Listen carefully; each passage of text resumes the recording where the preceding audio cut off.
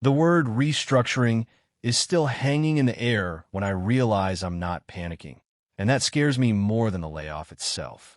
My manager is still talking, something about severance, something about my badge, something about today being my last day, effective immediately, and I'm nodding along, hearing it, but underneath the nodding there's this strange, flat quiet where the panic is supposed to be.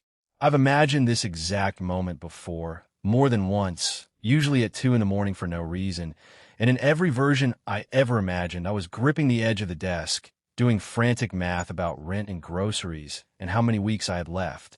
None of that math is happening right now. I don't understand why yet. I just know that somewhere underneath this conversation, some other part of my brain already knows something I haven't consciously worked out, and it's the only reason I'm still sitting upright in this chair instead of falling apart in front of my now former boss. I didn't find out what that something actually was until I got to my car in the parking lot 20 minutes later, and it traces back to a rule so small I'd genuinely forgotten I was still following it. Here's what almost everyone assumes it takes to build a real safety net, something big enough to survive a layoff without falling apart. A serious budget, cutting things you love, some dramatic percentage of your income, sacrificed every month with real discipline behind it.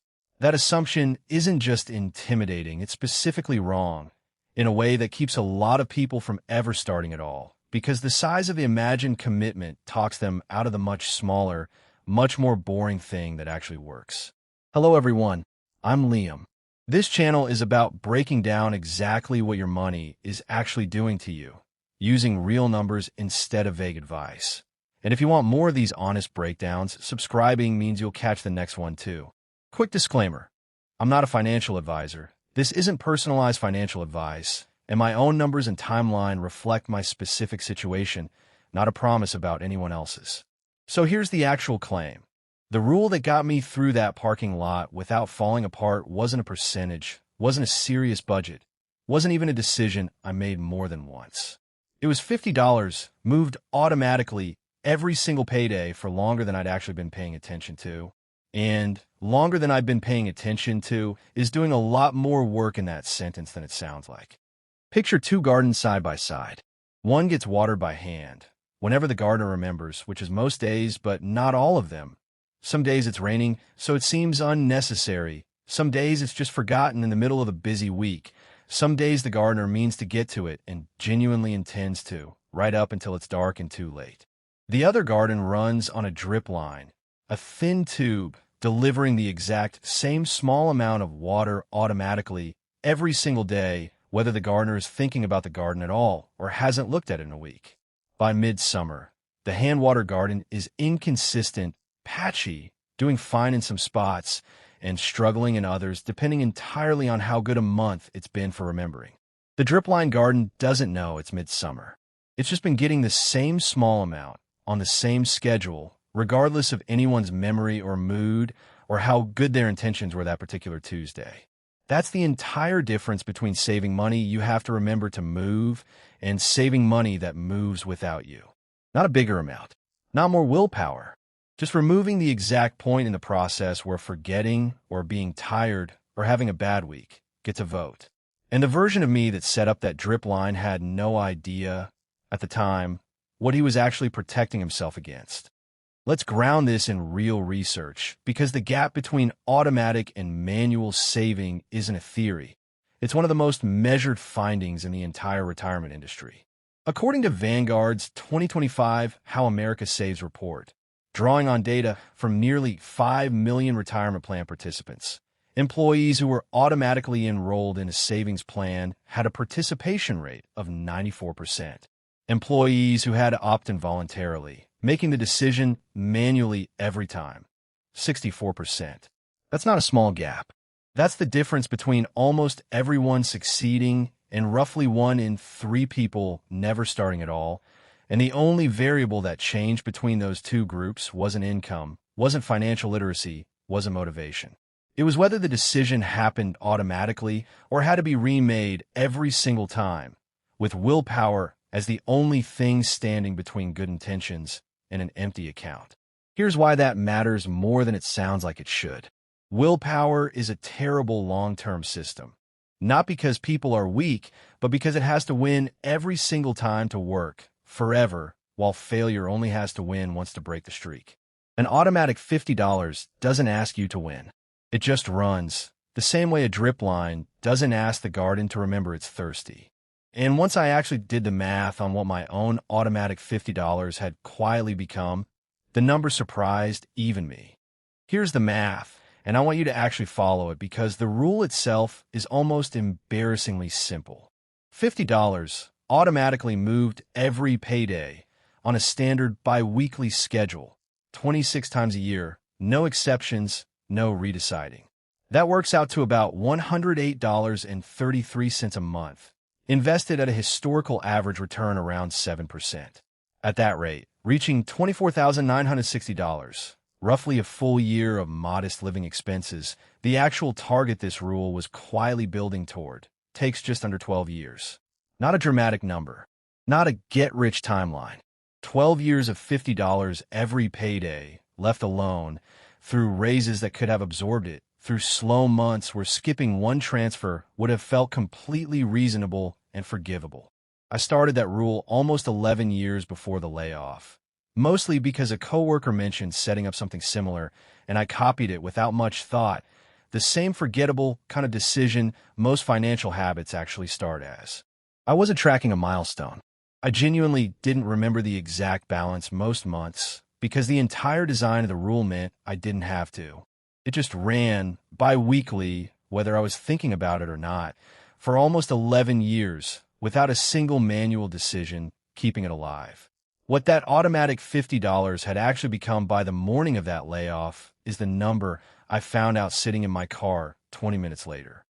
Here's what makes this less of a personal story and more of a documented pattern, because Vanguard's research goes further than just the participation gap. According to the same report, when researchers examined more than 2 decades of participation rate improvements, they found no correlation whatsoever to economic conditions or market volatility. Recessions, booms, crashes, none of it moved the needle. The only variable that consistently predicted whether people actually saved was plan design itself, whether the saving happened automatically or required a decision. Read that twice because it's a stranger finding than it sounds like at first. 20-plus years of market chaos, the kind of swings that dominate financial news constantly, had essentially zero measurable effect on whether people built savings. Whether the process ran on autopilot did. That means the entire industry conversation about timing the market, reading conditions, waiting for the right moment, is arguing about something that the actual data says barely matters, next to the much less exciting question of whether the money moves without you having to decide it should. My $50 didn't care that there were bad years mixed into that 11-year stretch. It didn't know, and more importantly, it didn't need to know because nobody had to remember to tell it. This is where most people assume the story is basically finished. But what actually happened in that parking lot is still ahead. Here's what actually changes day to day once a rule like this has been running long enough to become invisible. It's not that bad news stops being bad news. A layoff is still a layoff, still disorienting, still something you'd never choose. What changes is the very first calculation your brain reaches for in the middle of it. Mine didn't reach for how do I survive the next month. It reached for how much time do I actually have, which is a completely different question to be asking in that specific chair. It changes how a conversation like that one actually gets to end. Whether you're negotiating severance from a position of visible desperation or from someplace calmer that the person across the desk can read just as easily as the alternative. It changes what happens in the car afterward, whether that's 20 minutes of spiraling math or 20 minutes of something closer to quiet relief.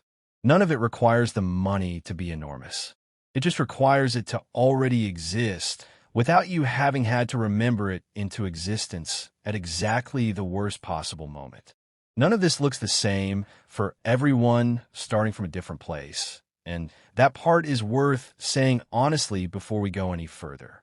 I want to be honest about something, because skipping it would make this dishonest.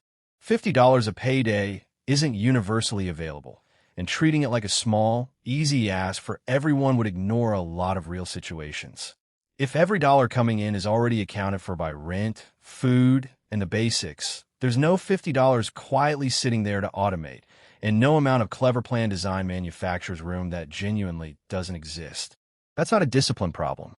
It's math, shaped by wages and costs that no rule, automatic or otherwise, fixes on its own. But here's the reframe worth taking regardless of the amount you're actually starting with. This was never really about $50 specifically, or 12 years, or even $24,960. It's about finding whatever amount is currently sitting there unautomated, however small, and removing the one moment where a decision has to be remade correctly forever to keep it alive. Someone automating $10 a payday is running the exact same mechanism I was on a longer timeline toward the same kind of quiet protection. Now let's go back to that parking lot, because there's still the number I actually found that day. I sat in my car for a while before starting the engine, not really thinking about anything specific, and then, almost as an afterthought, I opened the account I'd mostly forgotten to check. $26,140. 11 years of $50 every payday, grown quietly past the target I hadn't even consciously set. Sitting there the entire time, I'd been imagining 2 a.m. panic scenarios that never actually matched what was really underneath me. I didn't cry, or laugh, or call anyone right away. I just sat there doing genuinely simple math. Not survival math, just arithmetic, and realized I had close to a year, maybe more if I was careful, before any of this became an actual emergency instead of an inconvenient Tuesday. Then I started the car and drove home, and made dinner, and the whole evening felt strangely, almost disappointingly normal, which I've since realized is exactly what this rule was quietly built to do the entire time. You don't need to feel ready for the parking lot. You need the $50 to have already left before you ever needed it to.